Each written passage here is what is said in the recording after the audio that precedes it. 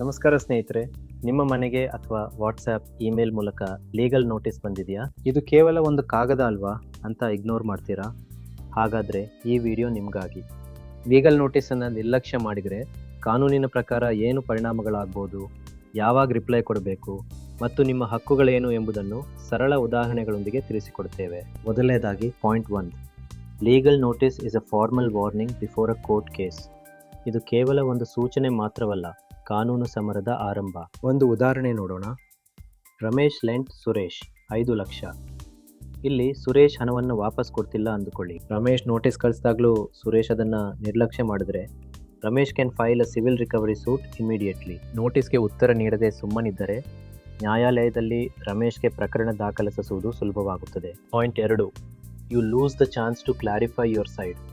ಅಂದರೆ ನಿಮ್ಮ ಸತ್ಯವನ್ನು ಹೇಳುವ ಅವಕಾಶವನ್ನು ನೀವು ಕಳೆದುಕೊಳ್ಳುತ್ತೀರಿ. ಇನ್ನು ಲ್ಯಾಂಡ್ ಡಿಸ್ಪ್ಯೂಟ್ ಅಂದರೆ ಜಮೀನು ವಿವಾದದಲ್ಲಿ ಎದುರಾಳಿ ಕಡೆಯವರು ನೋಟಿಸ್ ಕಳಿಸಿದಾಗ ನೀವು ಸುಮ್ಮನಿದ್ರೆ ಏನಾಗುತ್ತೆ? ನೋಟಿಸ್ ಇಗ್ನೋರ್ ಮಾಡಿದರೆ ನಿಮ್ಮ ವರ್ಷನ್ ಅಂದರೆ ನಿಮ್ಮ ವಾದ ನ್ಯಾಯಾಲಯದ ದಾಖಲೆಗಳಲ್ಲಿ ಇರೋದಿಲ್ಲ. ಇದು ನಿಮ್ಮ ಲೀಗಲ್ ಪೊಸಿಷನ್ ಅನ್ನು ಬಹಳ ದುರ್ಬಲಗೊಳಿಸುತ್ತದೆ. ನನಗೆ ಗೊತ್ತಿಲ್ಲ ಎನ್ನುವ ನೆಪ ನ್ಯಾಯಾಲಯದಲ್ಲಿ ನಡೆಯುವುದಿಲ್ಲ. ಮುಂದಿನದು ಬಹಳ ಮುಖ್ಯ. ಪಾಯಿಂಟ್ 3. Negative inference.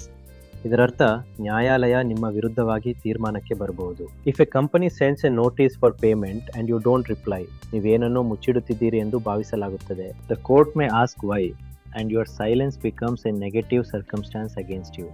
ಅಂದರೆ ಮೌನವೇ ಸಮ್ಮತಿ ಅಂದುಕೊಳ್ಳುವ ಸಾಧ್ಯತೆ ಇರುತ್ತೆ. Point 4. Extra cost and interest. ನಿರ್ಲಕ್ಷ್ಯ ಮಾಡಿದಷ್ಟು ನಿಮ್ಮ ಜೇಬಿಗೆ ಕತ್ತರಿ ಬೀಳುವ ಸಾಧ್ಯತೆ ಹೆಚ್ಚು. ಇನ್ ರೆಂಟ್ ಡಿಸ್ಪ್ಯೂಟ್ಸ್, ಬಾಡಿಗೆ ವಿಚಾರದಲ್ಲಿ ವಾದವಿದ್ದಾಗ ನೋಟಿಸ್ಗೆ ಪ್ರತಿಕ್ರಿಯಿಸದಿದ್ದರೆ ಸಮಯ ವ್ಯರ್ಥವಾಗುತ್ತದೆ. Delays can lead to court ordered arrears and heavy litigation cost. ಅಂದರೆ ದಂಡ ಮತ್ತು ವಕೀಲರ ಶುಲ್ಕವನ್ನು ನೀವೇ ಭರಿಸಬೇಕಾಗಬಹುದು. ಹಾಗಾದರೆ ನೀವೇನು ಮಾಡಬೇಕು? ಮೊದಲನೇದಾಗಿ ರೀಡ್ ದ ನೋಟಿಸ್ ಕೇರ್ಫುಲಿ. ಆ ಕಾಗದದಲ್ಲಿ ಏನಿದೆ ಎಂದು ಪೂರ್ತಿ ಓದಿ. Check the deadline for reply. ಉತ್ತರ ನೀಡಲು ಎಷ್ಟು ಸಮಯ ಕೊಟ್ಟಿದ್ದಾರೆ ಎಂದು ಗಮನಿಸಿ. 15 ಅಥವಾ 30 ದಿನಗಳ ಕಾಲಾವಕಾಶ ಇರುತ್ತದೆ. ನಂತರ ನಿಮ್ಮ ಕಡೆಯ ದಾಖಲೆಗಳನ್ನು ಅಂದರೆ ಕಲೆಕ್ಟ್ ಆಲ್ ಸಪೋರ್ಟಿಂಗ್ ಡಾಕ್ಯುಮೆಂಟ್ಸ್.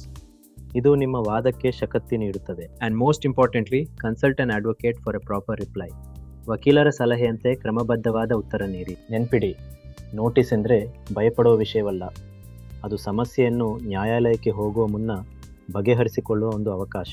ನಾವು ಈವರೆಗೆ ಚರ್ಚಿಸಿದಂತೆ ಕೋರ್ಟ್ ಕೇಸ್ ಆಗುವುದನ್ನು ತಡೆಯಲು ಮತ್ತು ನಿಮ್ಮ ಸತ್ಯವನ್ನು ಹೇಳಲು ಇದು ಮೊದಲ ಹೆಜ್ಜೆ. ನಕಾರಾತ್ಮಕ ತೀರ್ಮಾನಗಳನ್ನು ತಡೆಯಲು ಮತ್ತು ಹಣಕಾಸಿನ ನಷ್ಟದಿಂದ ಬಚಾವಾಗಲು ನೋಟಿಸ್ಗೆ ಉತ್ತರ ನೀಡುವುದು ಅತ್ಯಗತ್ಯ. ಕಾನೂನಿನ ಅರಿವು ಇದ್ದರೆ ನಾವು ಯಾವುದೇ ಮೋಸ ಅಥವಾ ತೊಂದರೆಯಿಂದ ದೂರವಿರಬಹುದು.